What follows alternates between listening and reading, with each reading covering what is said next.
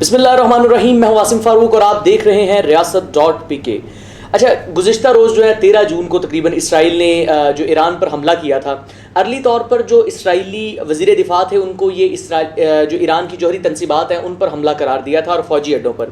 بعد ازاں ہم نے یہ دیکھا کہ اسرائیل کا جو یہ حملہ ہے یہ شاید ایک انٹیل بیسڈ ہے اور اس میں جو ایرانی ٹاپ قیادت ہے ان کو نشانہ بنایا گیا، جس میں ان کے آرمی چیف اور جو ڈپٹی چیف آف سٹاف تھے ان کو نشانہ بنایا گیا، جو ایرانی سپریم لیڈر ہیں آیت اللہ خامنائی ان کے گھر کو نشانہ بنایا گیا۔ اچھا، اس کے بعد اب یہ شاید اسرائیل ایکسپیکٹ نہیں کر رہا تھا یا امید نہیں رکھ رہا تھا، ابھی تک جو ہمیں صورتحال سے پتہ چل رہا ہے کہ ایران اس قدر شدید حملہ نہیں کر سکے گا۔ ایران نے ایک بڑا ہی سمجھ لیں کہ مینیجیبل اور بر وقت اس کا جواب دیا، اور اس میں ابھی جو ہے وہ تقریباً 2 بڑے حملے جو ہے ایران وہ کر چکا ہے، اور فردر اس نے یو ایس کو، فرانس کو، برطانیہ کو، جو ٹاپ ویٹو پاورز ہیں یو این میں، ان کو یہ مطلع کیا ہے۔ اقوام متحدہ کے اندر بھی جو ایران کے نمائندے ہیں انہوں نے یہ واضح کیا کہ ہم دنیا کو بتا رہے ہیں کہ ہم ایک بڑا حملہ کرنے جا رہے ہیں۔ اچھا، ارلی طور پر جب ہم ان حملوں کو اسٹڈی کرتے ہیں تو ہمیں شاید سمجھ آتی ہے کہ کیوں یہ حملہ کیا جا رہا تھا۔ اسرائیل نے جب ارلی طور پر یہ حملہ کیا تو ان کا یہ کہنا تھا، اور بقول یو ایس ایڈمنسٹریشن بھی ٹرمپ صاحب کے جو ٹویٹس آ رہے تھے ان سے یہ لگ رہا تھا کہ شاید وہ ایران کو پریشرائز کرنا چاہ رہے ہیں ٹورڈز اے ڈیل، کہ کوئی ڈیل کر لیں اور ایران اپنی جو جوہری تنصیبات ہیں، جو ان کا اٹامک ویپن بنانے کا ایک پروسیس ہے، اس کو وہ روک دیں۔ اور اس میں ان کے جو مسقط میں اسٹیٹ آف عمان کے اندر مذاکرات تھے وہ بھی فی الحال تو منقطع کر دیے ہیں ایران نے، اور ان کو فی الحال وہ جاری نہیں رکھ رہا، کیونکہ ان کا یہ کہنا تھا کہ ایک طرف تو ہمیں مذاکرات کا کہا جا رہا ہے، اور کل ٹرمپ صاحب نے بھی یہ ٹویٹ کیا تھا کہ اگر ایران مزید تباہی سے بچنا چاہتا ہے تو سر وہ جو ہے نا ہمارے ساتھ کوئی معاہدے کی طرف آئے۔ اب یہ دکھ رہا تھا کہ شاید اسرائیل یو ایس کی بیک لے کر یہ کر رہا ہے اور خطے کے اندر شاید ایک ڈی سٹیبلٹی پیدا کرنا چاہتا ہے۔ اچھا، اب اس سے بہت سارے نتیجے جو ہم نے انٹرنیشنل لیول پر دیکھے، جو امید نہیں کر رہے تھے، کافی سارے جو مطلب آپ انٹرنیشنل ریلیشن کے اسٹوڈنٹس انڈرسٹینڈ نہیں کر پا رہے تھے، جو اس وقت ایران ہے، ایران کے ساتھ جو تمام مسلم امہ ہے وہ آ کر کھڑی ہو گئی۔ ایون جو ہمارے نان مسلم کنٹریز تھے، یو این کے اندر بھی یہ بات ہوئی، یہاں تک بات کی جا رہی ہے کہ اگر اس خطے میں امن چاہیے تو اسرائیل کے ہوتے ہوئے ناگزیر ہے کہ شاید یہ وہ اسرائیل بقول قائد اعظم کی یہ امت کی پیٹھ میں چھرا کھونپا گیا ہے۔ اب اس سارے معاملے پر جو ترک صدر ہیں رجب طیب اردگان، انہوں نے مختلف جو مسلم ممالک تھے ان کے سربراہان سے ٹیلی فونک رابطہ کیا، اس کے بعد انہوں نے ہنگامی اجلاس بلایا، اور انہوں نے بھی جو ہے وہ اسرائیل کے اس عمل کی مذمت کی۔ پاکستان اس پر کھل کر سامنے آیا۔ الحمدللہ پاکستانی ہم اونلی نیشن کے ہم اپنے پاسپورٹ پہ لکھتے ہیں کہ ہمارا پاسپورٹ اسرائیل کی بجائے تمام دنیا میں جانے کے لیے ویلڈ ہے، تو یہ ہمارے پاس ایک سٹیٹس ہے۔ پاکستان میں یہ ایکسپیکٹ شاید نہیں کیا جا رہا تھا کہ جو سمجھا جاتا ہے پی ایم ایل این کی گورنمنٹ کو کہ ایک ڈپلومیٹیکلی چلیں گے، اس میں جو پرائم منسٹر صاحب ہیں انہوں نے شدید اس بارے میں مذمت کی۔ اس کے علاوہ جو ہمارے وزیر دفاع ہیں خواجہ آصف صاحب نے ایک بڑا ہی سخت ری ایکشن دیا، اور انہوں نے یہاں تک کہا ہے کہ امت کو اکٹھا کھڑا ہونا پڑے گا، ورنہ آج جو حال فلسطین کا ہو رہا ہے کل وہ ہمارا بھی ہوگا۔ تو ایک بڑی ہی میں یہ سمجھتا ہوں کہ انٹرنیشنل جو ڈائنامکس تھے ان میں شفٹ آیا۔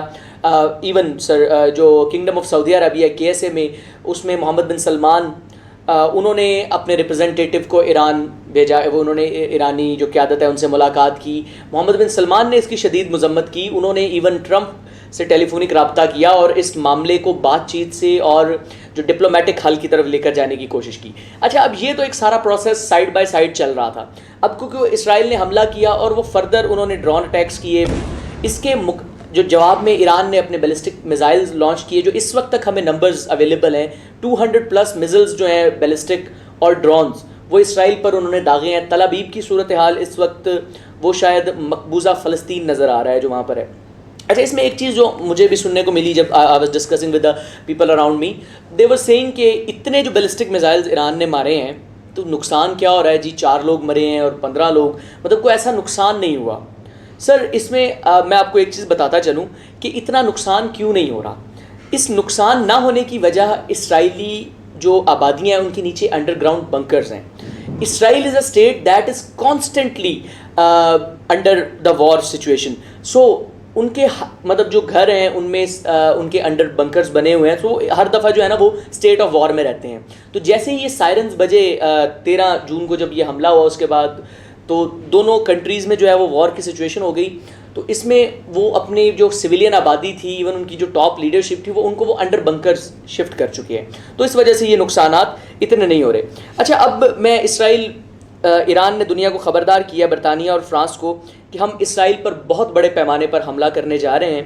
اچھا، اب اس میں ایران نے F-35 وہ گرانے والا پہلا ملک بن گیا ہے.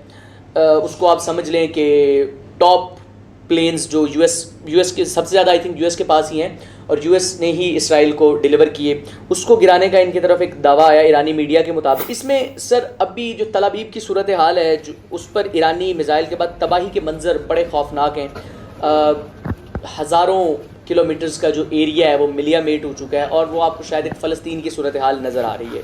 اس میں جو دنیا کی منافقت ہے ویسٹرن ورلڈ کی، سو کالڈ ہیومن رائٹس کے جو علمبردار بنتے ہیں، آئی وانٹ ٹو سے دیٹ، جب یہی سارا کچھ فلسطین میں ہو رہا تھا، بھوکے بچے، عورتیں، یہ سب اپنی جانوں سے ہاتھ دھو رہے تھے، تب آپ کو یہ انسانیت کہیں نظر نہیں آتی تھی. I was hearing last day ایک عورت کہہ رہی تھی کہ میرا گھر تباہ ہو گیا، خاتون فرام اسرائیل، میرا گھر تباہ ہو گیا، فلاں ہو گیا لوگ. اور آج دنیا شاید یہ کہنا چاہ رہی ہے کہ ایران نے حملہ کیا ہے تو جی آپ ہیومن رائٹس وائلیشنز ہو گئیں. تو دنیا کی یہ منافقت اور دوگلی پالیسی تب کہاں تھی جب اسرائیل نے ریممبر دا ہسٹری ریممبرز کہ سب سے پہلے حملہ اسرائیل نے کیا. ایران تو صرف اپنا دفاع کر رہا ہے، اور یہ مجھے بہت خوشی ہے کہ تمام امت مسلمہ ان کے ساتھ کھڑی ہے. سو دس از ویری گڈ، اور ہمیں یہ کرنا چاہیے تھا، بالکل کرنا چاہیے تھا. ان کا اپنا دفاع ہے. اور یہی آج 4 لوگوں کی، آئی تھنک اب تک تو یہ کو 15 لوگوں کی ڈیتھ کی اطلاع آ رہی ہیں، 200 سے زیادہ زخمی ہوئے ہیں تل ابیب کے اندر، اور جو اسرائیل کے اندر مختلف جگہ پر حملے کیے ہیں. تو یہاں پر دنیا کو ہیومن رائٹس وائلیشنز یاد آ گئی ہیں. تو یہ ہمیں سوچنا چاہیے کہ امن صرف ہماری ذمہ داری نہیں ہے، امن جو انٹرنیشنل سپر پاورز ہیں یہ ان کی ذمہ داری ہے. کہ اگر آپ وہ ہمارے ہاں ایک پنجابی میں مثال دی جاتی ہے کہ اگر تسی پنڈ دا وڈا بننا ہوئے نا تو پھر تسی معاملات سارے دیکھنے ہوندے.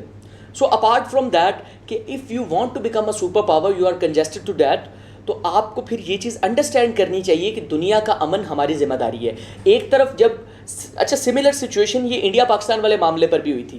جب تک انڈیا حملہ کر رہا تھا، ہمیں سپریس کیا جا رہا تھا، تب تک یو ایس انٹروین نہیں کر رہا تھا کہ یہ ان کا انٹرنل مسئلہ ہے. جیسے ہی ہم نے اٹیک کیا تب یو ایس کو یہ خیال آ گیا کہ دنیا کا امن خطرے میں ہے.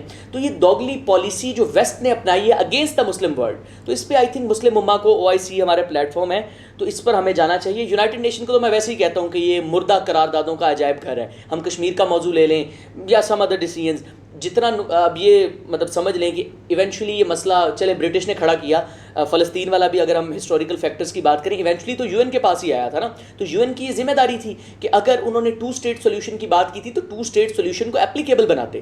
آپ نے ہوا میں ایک بات کی، اپلائی اس کو آپ کر نہیں سکے.